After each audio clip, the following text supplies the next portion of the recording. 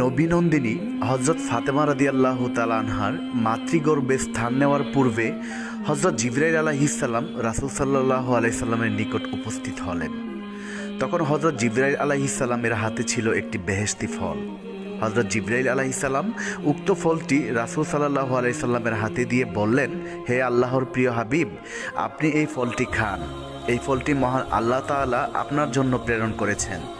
নবী করিম সাল্লাল্লাহু আলাইহি ওয়াসাল্লাম হযরত জিবরাইল আলাইহিস সালামের বিশেষ নির্দেশে সেই ফলটি খেয়ে ফেললেন। এই ফলটিতে এমন একটি অপূর্ব ঘ্রাণ ছিল যা তিনি এই পৃথিবীতে কখনো পাননি। হযরত মুহাম্মদ সাল্লাল্লাহু আলাইহি সাল্লাম ফলটি খাওয়ার পর হযরত জিবরাইল আলাইহিস সালাম সেখান থেকে চলে গেলেন। এই ঘটনার কিছুদিনের মধ্যেই রাসূল সাল্লাল্লাহু আলাইহি সাল্লামের প্রিয়তমা স্ত্রী হযরত খাদিজা রাদিয়াল্লাহু তাআলা আনহা গর্ভবতী হলেন। কিছুদিন পর আবারও হজরত জিবরাইল আলাইহিসসালাম হজরত মুহাম্মদ সাল্লাল্লাহু আলাইহি সাল্লামের কাছে আগমন করলেন এবং সুসংবাদ দিলেন, হে আল্লাহর রাসূল, এবারও আপনার একটি কন্যা সন্তান জন্মগ্রহণ করবে, যে কন্যা হবে জগৎবরেণ্য এবং সকল রমণীদের শ্রেষ্ঠ। সুসংবাদ পেয়ে নবী করিম সাল্লাল্লাহু আলাইহি সাল্লাম হজরত খাদিজা রাদিয়াল্লাহু তাআলা আনহার কাছে গেলেন এবং বললেন, হে ভাগ্যবতী খাদিজা, হজরত জিবরাইল আলাইহিস সালামের মাধ্যমে আমি জানতে পেরেছি যে এইবারও তোমার গর্ভে একটি কন্যা সন্তান অবস্থান করছে, যে কন্যা হবে আবেদা উত্তম চরিত্রের অধিকারিণী এবং মুসলিম জাহানের শ্রেষ্ঠ আদর্শ নারী। হযরত ফাতেমা রাদিয়াল্লাহু তাআলা আনহা মায়ের পেটে থাকা অবস্থায় আম্মাজান খাদিজা রাদিয়াল্লাহু তাআলা আনহা কোনো কষ্ট অনুভব করেননি।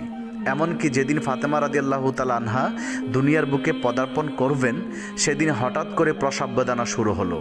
এই সময় হজরত খাদিজা রাদিয়াল্লাহু তাআলা আনহার ঘরে সাহায্য করার মতো কোনো স্ত্রী লোক ছিল না। মা খাদিজা রাদিয়াল্লাহু তাআলা আনহা সম্পূর্ণ একা ছিলেন। অতঃপর হজরত খাদিজা একজন দাসীকে তার আত্মীয় স্বজনদের নিকট পাঠালেন, যাতে তারা উপস্থিত হয়ে তাকে সাহায্য করতে পারেন। দাসী যখন তাদের কাছে গিয়ে বলল, তখন আত্মীয় স্বজন আসন্ন বিপদের কথা জেনেও কোনো সহযোগিতার হাত প্রসারিত করলেন না। এর একমাত্র কারণ ছিল আম্মাজান খাদিজা রাদিয়াল্লাহু তাআলা আনহার ইসলাম ধর্ম গ্রহণ করেছিলেন, যার কারণে প্রসব বেদনার বিপদের সময়েও তাকে সাহায্য করার জন্য কেউ এগিয়ে আসেনি।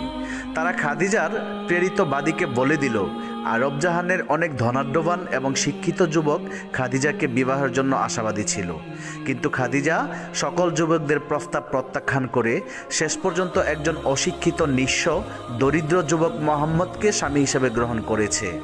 সে এই কাজের মাধ্যমে আমাদের বংশের মুখে চুনকালি মেখে দিয়েছে।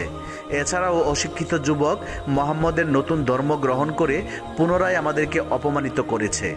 এমতো অবস্থায় তার সঙ্গে আমাদের কোনো সম্পর্ক থাকতে পারে না। অতঃপর দাসী মা খাদিজা রাদিয়াল্লাহু তাআলা আনহার কাছে ফিরে এসে সবকিছু খুলে বললেন। তখন খাদিজা মনে মনে ভাবলেন যে এই বিপদের সময়ে একমাত্র আল্লাহ তাআলাই সাহায্য করতে পারেন, এছাড়া আর কোনো সাহায্যকারী নেই। তিনি ইচ্ছে করলে মুহূর্তের মধ্যে বিপদ হতে রক্ষা করতে পারেন, আবার ইচ্ছে করলে বিপদের অসীম গহ্বরেও ফেলতে পারেন। হযরত খাদিজা রাদিয়াল্লাহু তাআলা আনহা এসব চিন্তা করছিলেন, এমন সময় দেখতে পেলেন তার ঘরখানা অপূর্ব আলোকে আলোকিত হয়ে গিয়েছে। ভালো করে তাকাতেই তিনি দেখতে পেলেন 4 জন জ্যোতিষ্ময়ী রমণী দাঁড়িয়ে আছেন। তিনি তাদেরকে দেখে অবাক হয়ে গেলেন। কিছুক্ষণ পরে তিনি তাদের দিকে তাকিয়ে আতঙ্কিত অবস্থায় জিজ্ঞেস করলেন, আপনারা কারা? কিসের জন্য এখানে এসেছেন? তখন তাদের মধ্যে একজন অভয় দিয়ে বললেন, মা, আপনার কোনো ভয় নেই। আপনি যে আল্লাহ তাআলাকে স্মরণ করেছিলেন, আমরা তারই নির্দেশে আপনাকে সাহায্য করতে এসেছি। আমার নাম হলো হাওয়া। এরপর দ্বিতীয় রমণী পরিচয় দিয়ে বললেন, আমিও আপনার খেদমতের জন্য এসেছি। আমি মিশরের বাদশাহ ফেরাউনের স্ত্রী আসিয়া। আরেকজন বললেন, আমি হলাম হজরত ঈসা আলাইহিস সালামের আম্মাজান মারিয়াম বিনতে ইমরান। সবার শেষে চতুর্থ রমণী বললেন, আমি হলাম হজরত মুসা আলাইহিস সালামের ভগ্নী কুলসুম। আমরা সবাই আল্লাহ তাআলার নির্দেশে আপনার সাহায্য করতে এসেছি।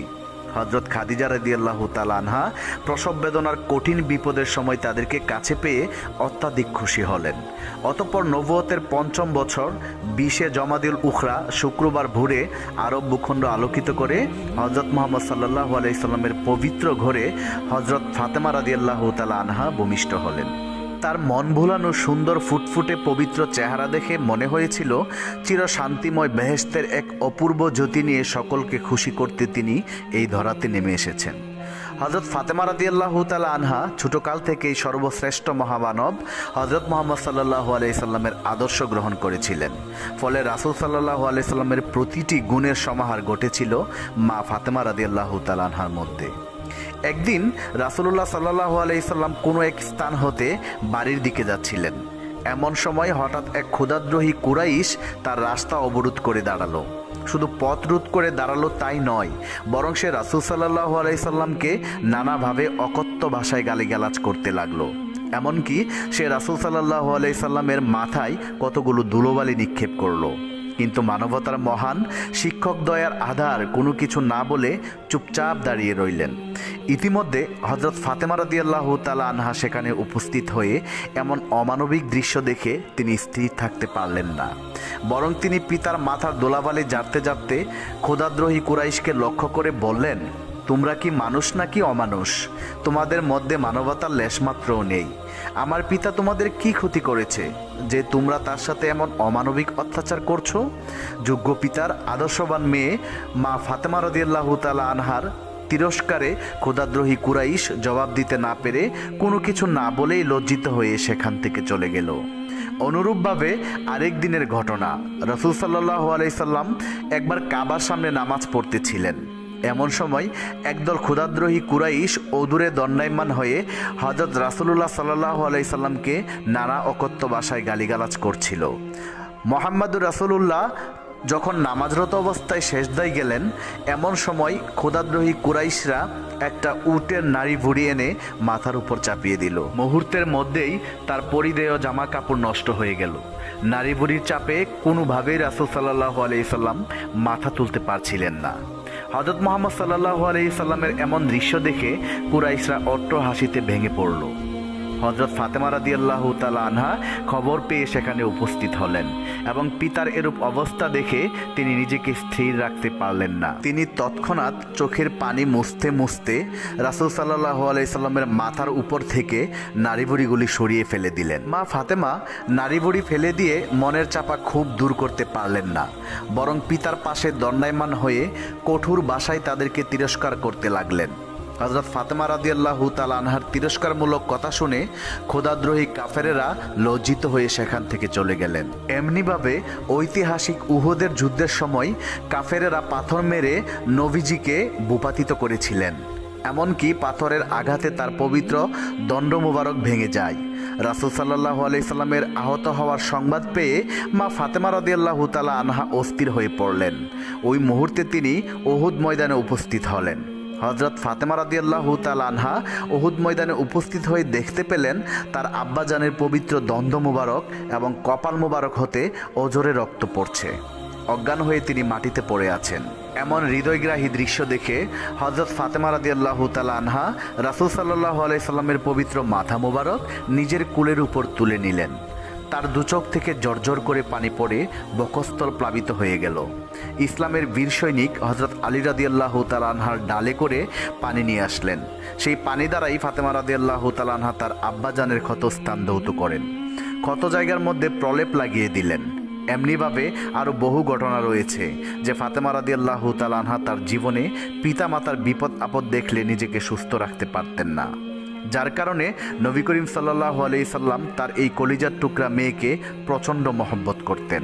এমনকি রাসূল সাল্লাল্লাহু আলাইহি সাল্লাম সাহাবীদের উদ্দেশ্য বলতেন, আমার কলিজার টুকরা নয়নের মণি হযরত ফাতেমাকে যে কষ্ট দেবে সে যেন আমাকেই কষ্ট দিল। তাকে যে ব্যক্তি রাগান্বিত করলো মনে রাখবে সে যেন আমাকেই রাগান্বিত করে কষ্ট দিল। হযরত ফাতেমা রাদিয়াল্লাহু তাআলা আনহার বোনের বিবাহ হয়ে যাওয়ার পর পিতামাতার সংসারে একমাত্র ফাতেমাই ছিলেন স্নেহ মমতার অধিকারিণী। পিতামাতা উভয়ের স্নেহ মমতা পেয়ে হযরত ফাতেমা রাদিয়াল্লাহু তাআলা আনহা আনন্দে জীবন কাটাতে লাগলেন।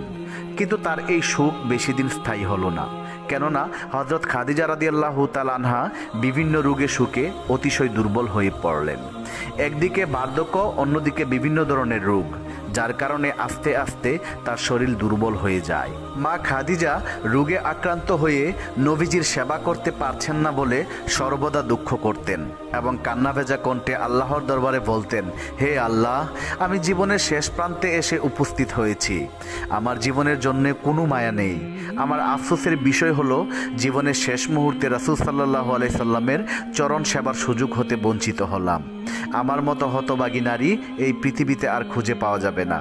খাদিজা রাদিয়াল্লাহু তাআলা আনহার এমন আবেগ জড়ানো কণ্ঠাভেজা কণ্ঠে কথাগুলো শুনে কিশোরী কন্যা হযরত ফাতেমা রাদিয়াল্লাহু তাআলা আনহা মায়ের হৃদয়ের চাপা কষ্ট অনুধাবন করতে পেরেছিলেন।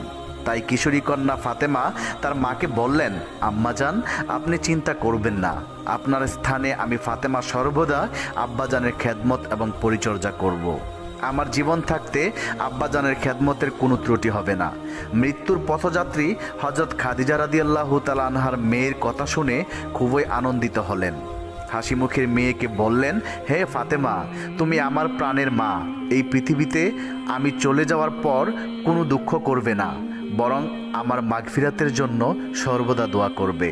তবে তোমার কাছে আমার বিশেষ অনুরোধ হলো, আমার মৃত্যুর পরে তোমার আব্বাজানের খেদমত এবং সেবা যত্নের ভার তুমি গ্রহণ করবে।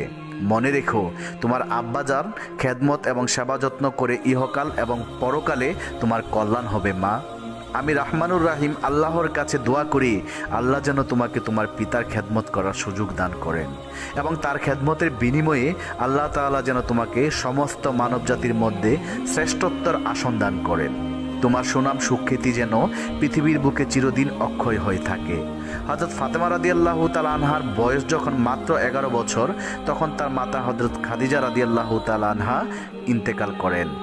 আম্মাজান খাদিজা রাদিয়াল্লাহু তাআলা আনহার বিদায়ের পর নবী করিম সাল্লাল্লাহু আলাইহি সাল্লাম নিজেকে স্থির রাখতে পারলেন না। মনে হতো যেন রাসূল সাল্লাল্লাহু আলাইহি সাল্লামের অন্তর ভেঙে চৌচির হয়ে গিয়েছে।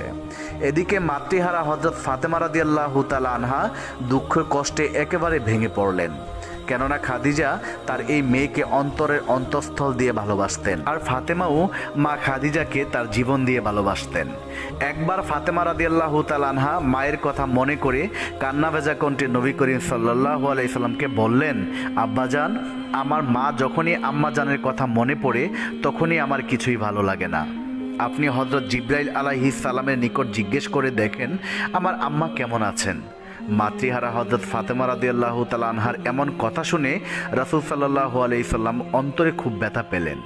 আদরের দুলালিকে আবেগ ভরা কণ্ঠে স্নেহের সান্ত্বনা দিয়ে বললেন, হে ফাতেমা, তোমার মায়ের মতো মা এই পৃথিবীতে কজন আছে? তুমি কি তা একবার ভেবে দেখেছো? আমার দৃঢ় বিশ্বাস রহমানুর রাহিম আল্লাহ তাআলা বেহেশতের মধ্যে তোমার মাকে শান্তিতে রেখেছেন। তুমি তার জন্য কোনো দুঃখ করবে না, বরং সর্বদা তার মাগফিরাতের জন্য আল্লাহ তাআলার কাছে প্রার্থনা করবে। অতঃপর বিশ্বনবী যখন মক্কা থেকে হিজরত করে মদিনায় চলে আসেন, তখন হযরত ফাতেমা রাদিয়াল্লাহু তাআলা আনহার জন্য বিবাহের প্রস্তাব আসা শুরু হলো। প্রিয় বন্ধুরা, এই পর্যন্তই ছিল আমাদের আজকের ভিডিওটি। বন্ধুরা, আপনারা যদি হযরত ফাতেমা রাদিয়াল্লাহু তাআলা আনহার বিবাহের ঘটনাটি জানতে চান তাহলে অবশ্যই কমেন্ট করে জানাবেন। তাহলে আমরা দ্বিতীয় পর্বের ভিডিওতে মা ফাতেমার বিবাহের ঘটনাটি সম্পূর্ণ আকারে তুলে ধরব আপনাদের সামনে ইনশাআল্লাহ। তাহলে দেখা হবে আবার নতুন ভিডিওতে।